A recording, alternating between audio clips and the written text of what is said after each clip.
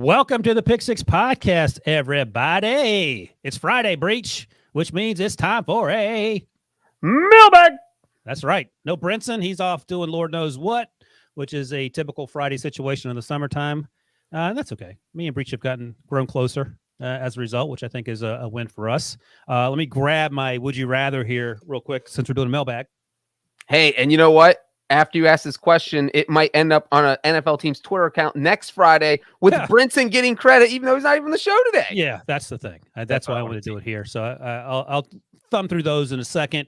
We're still in the midst of a draft-a-thon Breach, and I just got a tweet from my good buddy Greg, the 49ers fan, who put me back on top. What? I don't know if you have what a great guy, the latest tallies in front of you, but I appreciate Greg putting me in front of these two numbnuts and Brinson and Breech. But you can, if you're watching on YouTube, go to the QR code there on the upper right-hand corner, and that will take you to the page. Breech is at $30. I'm at $31. Let's just assume Brinson's at $31. I'm tied. I don't know if it went through the last two because Greg just the last bid because Greg said he put me back on top. So I'm excited to see how that plays out. Again, Samson's at $900. Which is curious. That's because Brinson bid on him. Yeah, Brinson hit the wrong button. But anyway, go. We'll talk to Brinson in the office, but so that's the only way Brinson can talk to him. Go hit that up. It's for a great cause for St. Jude's. It's for the draft telethon, which we've done. I think this is the 4th or 5th year now that we've done it. The fantasy football guys. This should be year 5. I just wanted to note, not up there right now, but by the time a lot of people are listening to this or maybe watching after the fact, we're adding another Pick Six item, and that's going to include not another call for you guys, but the ability to kind of come hang out and be backstage for a show with us. And on a mailbag like this, pop on screen, ask a question to you guys, and kind of be part of the show. So a backstage VIP experience. They get to see truly how late Brinson actually shows up and how on time Breech and Wilson typically are. We'll chat, backstage and then bring you on the show for an experience. So check the link in the episode description. By the time you're listening to this, it will appear in that eBay store. And listen, based on the Debo sent out a request on Twitter yesterday about asking mailbag questions. Based on the response to the number of people that don't like having Brinson on the podcast, we can have a situation where you come on with me, Breech, and Debo, and Brinson won't even be here. So you can have it. It's your day. You know what's funny? I literally got text over the weekend by a buddy. Man, those numbers are probably going to show, but that's too bad. Anyway, he asked, what do I need to bid on eBay to get on the podcast? Because my buddy wants to be on the podcast, and I told him that I don't think we're doing that. But this is as close he can get, and so maybe he'll bid on this. Breech, what if I told you 10 years ago that in your future there's going to be a situation where people are bidding to be VIP backstage to be on a show with you? Like, what would you think would have had to have happened? I would have said, wow, my Hollywood career took off after my 3-second cameo in Fast 5. My God. Nope, just a podcast from your basement. I'm the next Vin Diesel. I look like Vin Diesel, right? Yeah, if you squint and to the point where you can't see you look exactly like Vin. That's what I was thinking too. All right, mailbag. Mailbag, oh boy. So DeJohn @_JJON asks, would a super team, this is a good question. We talk about this periodically about these bad teams. Would a super team of best Falcons, Bears, and Texas players beat the Bills in a one-off game at a neutral stadium? The bad franchise team gets an off-season together in advance. This is detailed. I love it. Also the Bears. Bears are included in there. Falcons, Bears, and Texans. Sorry. If I you even read the questions anymore, Wilson? Do we have to bring Brinson back? My God. I stared at that. Maybe to just reflexively, the Bears aren't a real team in my mind. I blew over them. My bad. So Falcons, Bears, and Texans. Like, Breech, of these three teams, which is the best team? Just let's start there. It's not the Bears. It is not the Bears. I don't want to say it's I don't want to overreact to everything I just saw with the Texans this in the month of August. They went undefeated, Ryan. They just won the preseason Lombardi trophy. So I'm not going to discount them. Not only that, what was the score in the game last night against the 49ers? They shut them out. They didn't let Trey Lance 17-0. do a thing when that 49ers first team offense was in there. Okay, so we'll go through the skill position We'll say players. Falcons, Texans tie. I think the Falcons might be slightly better. So the first question is, can they beat the Bills? My initial reaction is no, but let's go through the rosters real quick. Let me just, before we go through the rosters. We're not starting with kickers, so don't ask. You need a starting quarterback, I feel like, to compete in this game. And your options are Justin Fields, Davis Mills, or Marcus Mariota, or Desmond Ridder if you want to throw a rookie in there. And there's no one there's beating the Bills. Well, you got to take a quarterback. You need a quarterback on your team. So who are you taking? They have an offseason together, too, as John notes. Davis Mills? Who are you taking? Justin Fields? Yeah. Okay, Justin Fields. If Justin Fields isn't in a straight-up doo-doo offense, he's probably not terrible. Who's coaching? Okay, so Arthur Smith was great. Arthur Smith. Well, let me finish. Great in Tennessee and great at FedEx. You're getting your stuff there on time. Matt Eberflus is a defensive guy. We have no idea if he's good or not. Lovie Smith. Yeah, it has to be. I forgot about Lovie Well, Smith. you can let Lovie Smith be the head coach, Eberflus be the defensive coordinator, and Arthur Smith be the offense coordinator. There you go. We're combining the teams, right? That's good. You finally contributing. Okay. Okay, so you want 5 years. Who's your quarterback? I guess Justin Fields. Okay, we'll take Justin Fields. So wide receiver. Well, we'll start with tight end. Kyle Pitts. Yep. That's a good tight end. Cole Kmet for the Bears could be the backup. Okay. They don't have any tight ends that have yet to sort of blossom for the Texans. Okay, wide receivers. I mean, tight end's a spot where you're beating the Bills, so that's a good start. Absolutely. Yeah, so, Brandon Cooks. Okay. Brandon Cooks. I mean, you have Drake London, who has yet to. He's battling injury, but he's probably the most physical and most imposing player, but with no clear. For this hypothetical game, I'm going to make Calvin Ridley eligible. That's good because there's literally no one else. I don't know who else you're throwing out there out of these three teams at receiver. Oh, Calvin Ridley. That's like where's Calvin Ridley again? Maybe Darnell Mooney. Could you throw Darnell Mooney? Yes, you can throw anyone because again, this. Well, we're only taking three though. Only three. Okay, so Drake London, your guy Debo, not Amari Cooper. What's his name? Brandon Cooks. You want Brandon? No, I think it's Ridley, Cooks, and London. I always get Ridley and Cooper mixed up. Yeah, Ridley. I think that's right. That's the three. So you got some questions there. Brandon Cooks is incredibly consistent. He just gets traded all the time, which is sort of weird. You have a rookie receiver. That is where we're at right now. Ridley is good, betting with his own name aside. And the tight end situation is set. All right, let's go to running backs. So David Montgomery has been good, but not great. Cordell Patterson, I mean, he's sort of you could use him as a kick returner too, I guess. And then Dameon Pierce has had a really good preseason, the rookie out of Florida for the Texans. And I don't look, you're not going to get Jonathan Taylor, so I'm fine with that, but I'm fine with that group. Is there anyone you'd rather have instead of those names? No, those are the three. It's got to be those three. All right. And then, so offensive line, again, I don't watch a lot of offensive line, but we can sort of figure this thing out. Laramie Tunsil. Larry Tunsil, that's the name that I saw. That's the easiest one. That is the easiest one. And then things get sort of muddy. Jake Matthews, he could play right tackle.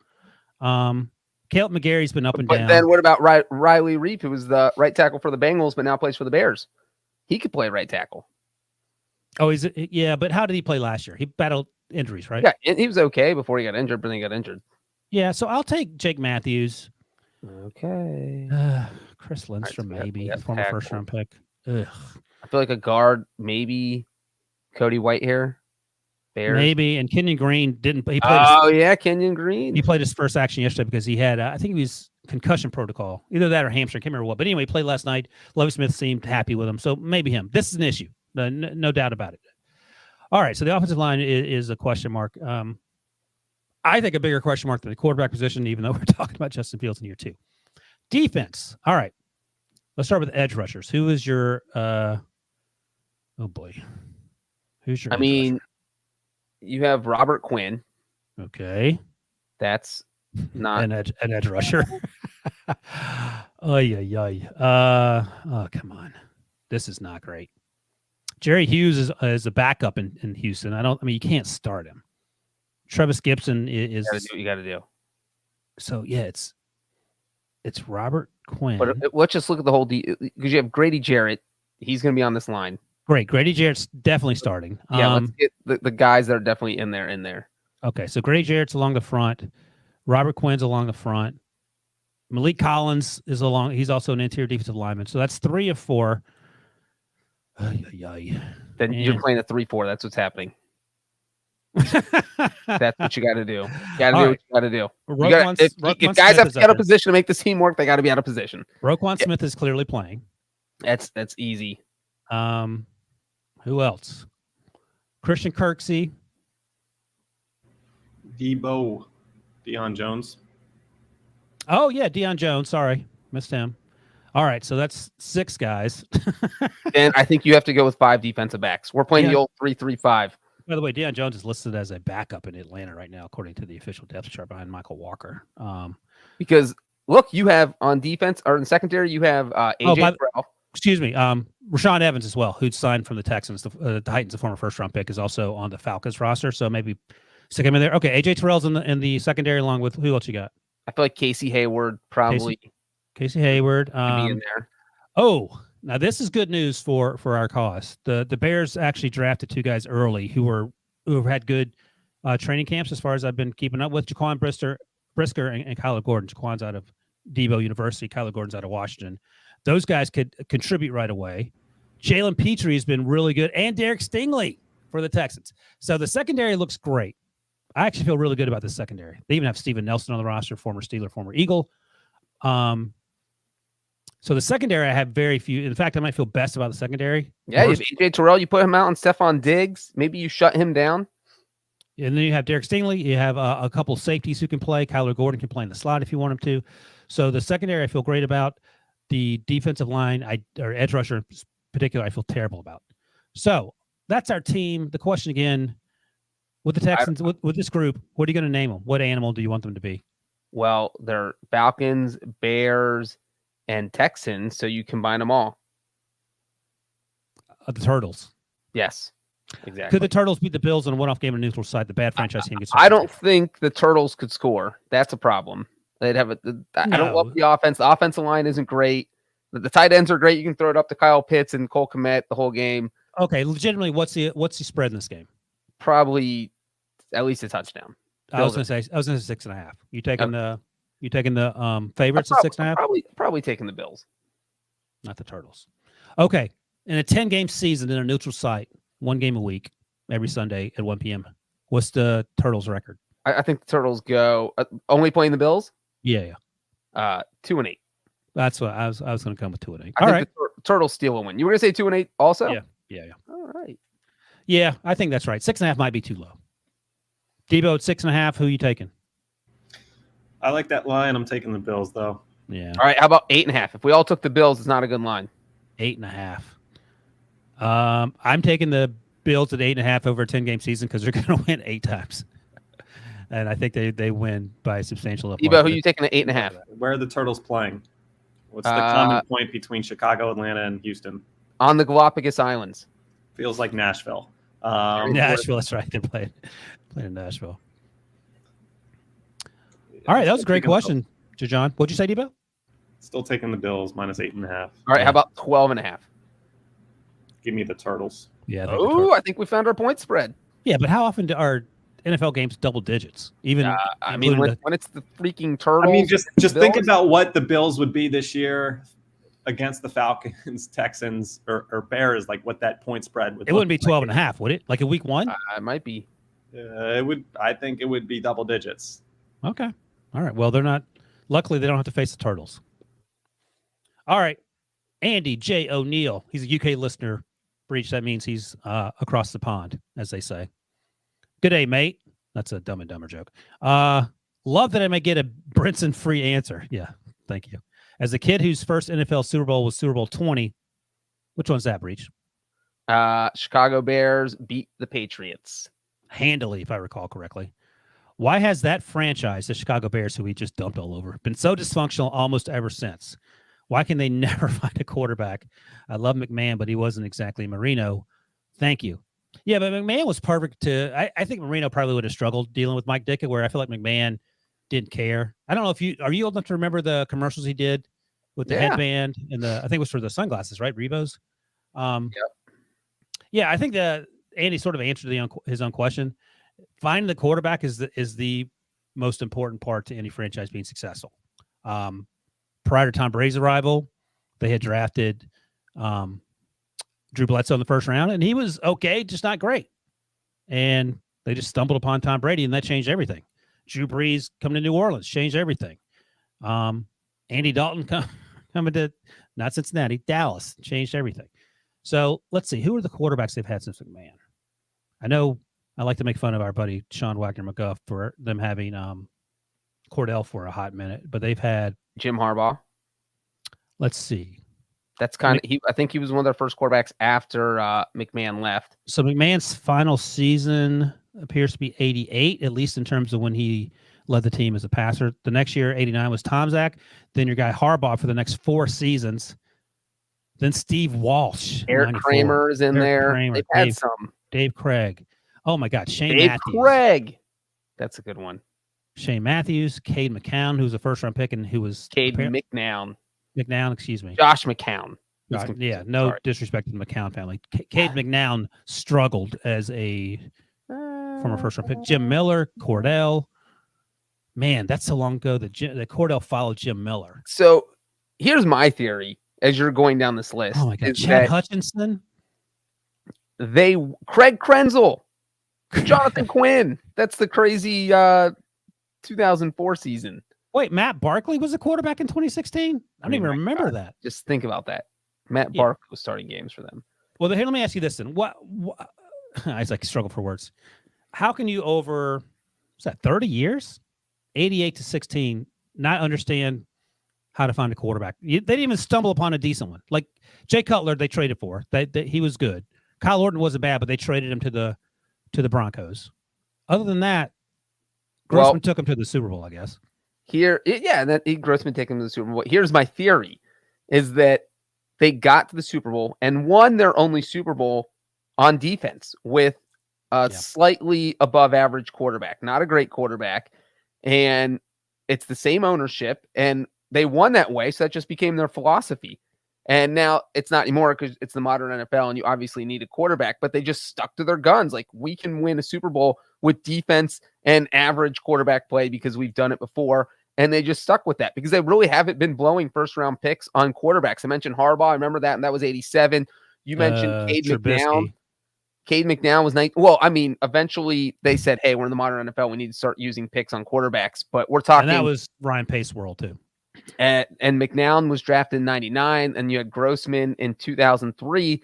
And so the times they did end up drafting in the first round, they did it in like the worst quarterback drafts of all time. I mean, 99 was Tim Couch, Achilles Smith. I mean, that whole draft was almost a disaster. Where did Achilles Smith play? I don't want to talk about it. Oh, sorry. Why would you even bring that up? That's insulting. But he played in Cincinnati, in case anybody doesn't actually know. This is a stroll down memory lane. This is crazy. God. And then you had McNown in 99. They didn't do anything. And then, you know what my other theory is too? I feel like family-owned teams have just generally struggled for the most part since free agency. So when you look at teams like the Cardinals, the Lions, the Bengals, the Browns, Steelers. And the Steelers are the anomaly because they've had such good coaching, and I think that's played a huge part in their success. You know what's worth noting to your point, and this actually defends your theory. So 88 was McMahon's last year, at least as the leading passer. Tomczak played the next year in 89. They went 6-10. And then with Harbaugh, for those 4 years, they went 11-5 and 11-5 back-to-back years.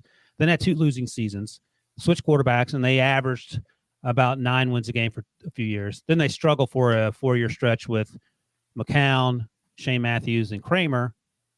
And then they won 13 games with Jim Miller in 2001. And that wasn't because of Jim Miller. That was because of their defense. So they sprinkled in 11, 13, 10, 12 win seasons amidst going anywhere from 7-9 to 3-13. So it's been up and down and hard to sort of put your finger on it. They also had defensive coaches. Lovie Smith for the longest time. I think Dick Duran's an offensive guy, but Dave Wannstedt wasn't. Jim Nagy was an offensive guy, but that didn't work out. Before him was John Fox, who was. And he had just come off a Super Bowl with the friggin' Broncos. They had some guy named Peyton Manning who was pretty good, apparently. All right, so I think that's a pretty good answer. Good job, Breech. Thanks, Wilson. Next up, at E. Blazel asks, how did you pitch the podcast as discussed? I'll just, before I read the E. Blazel thing, sometimes Jenny Dell, who is going to be the voice of the sidelines for the SEC this year, congrats to Jenny, when she's anchoring HQ, she'll go to a commercial by saying you can catch the Pick Six podcast, which covers 6 topics in about 30 minutes every day, and it always makes you laugh. So E. Blazel asks, how do you pitch the podcast that's discussing 6 topics for 5 minutes each with the tangential king Will Brinson as the host? The initial premise was doomed from the start, and I think we were all grateful. Love the show. Are we all grateful that a 30-minute show drags on for an hour and a half because Brinson beats every topic non-football related into the ground? What's funny is I feel like not every listener knows this, that the original premise of the Pick Six podcast was to cover 6 topics for about 6 to 10 minutes each, which theoretically means each podcast would be 30 to 60 minutes long. Brinson does not do things by the book. He throws the book out the window. He sets the book on fire. And he does whatever he wants. What did that last? That formula lasted for like 2 weeks, and then everything just went off the rails. And had you heard that, Debo? Like when you were applying for jobs as a podcast producer, did they sell this to you as a short show?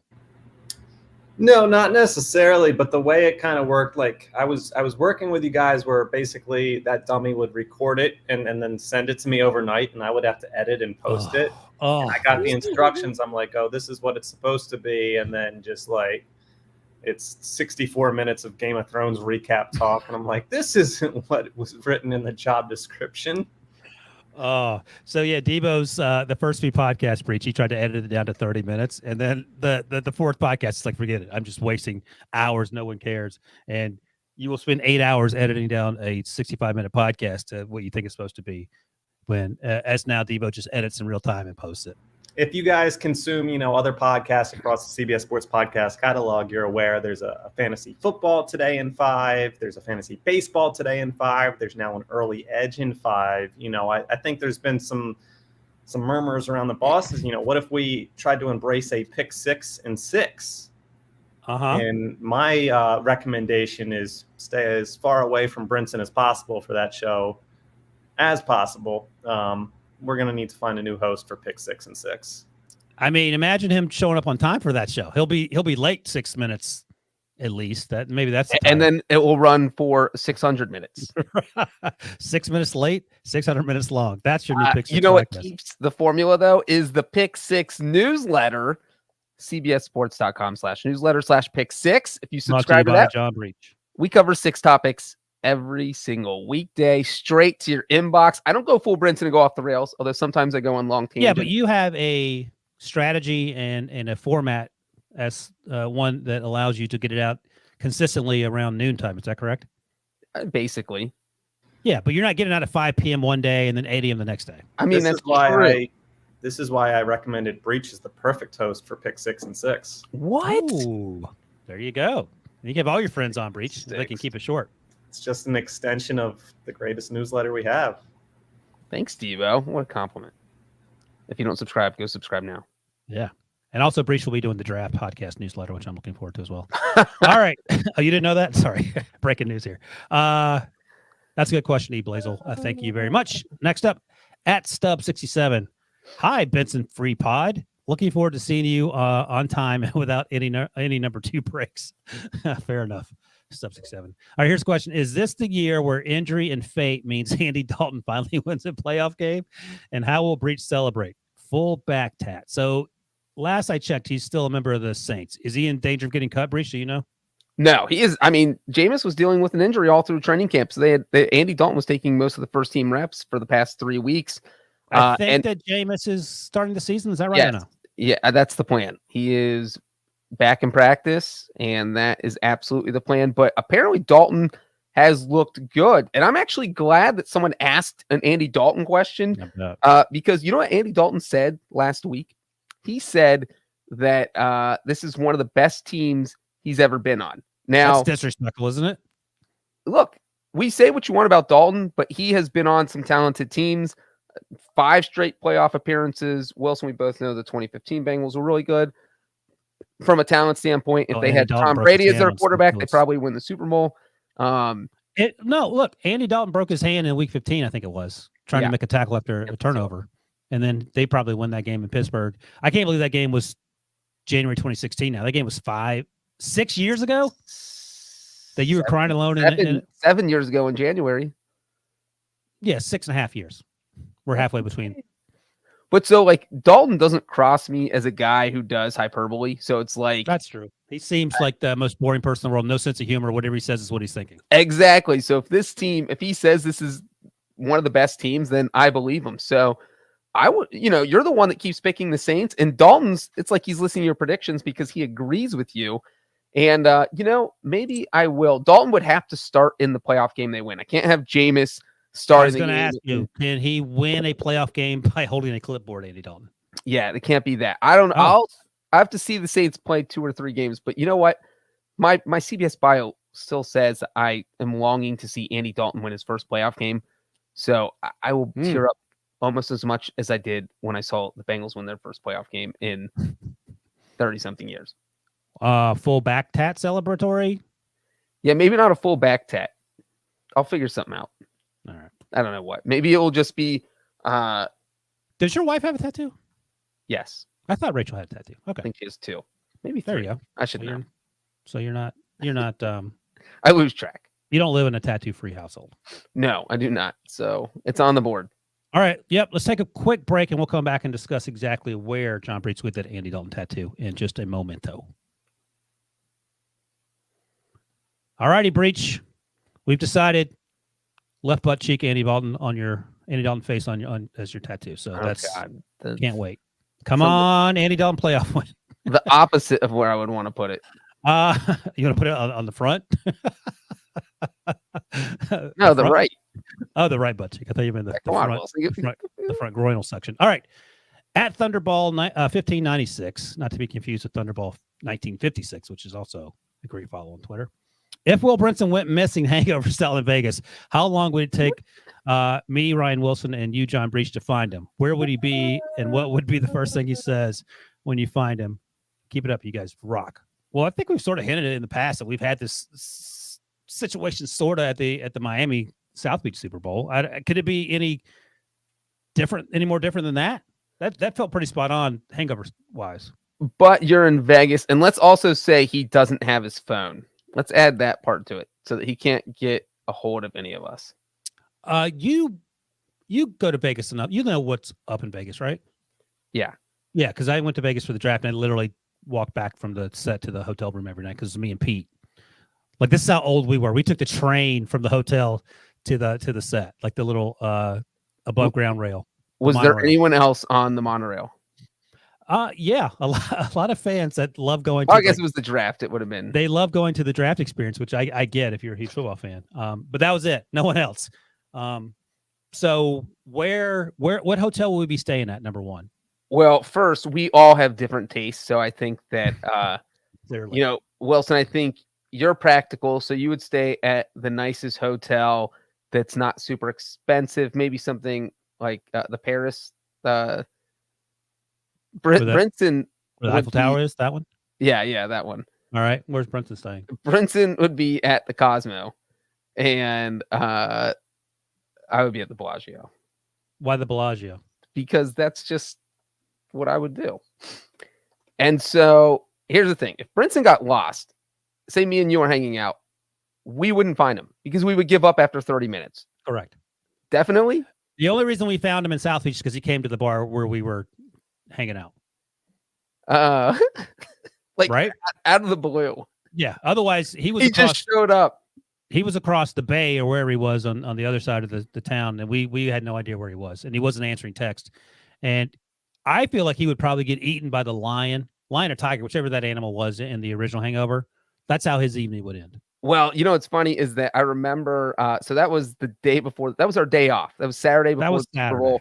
Yeah. And Brinson was going to I'm going to go hit up one of these early afternoon Super Bowl parties.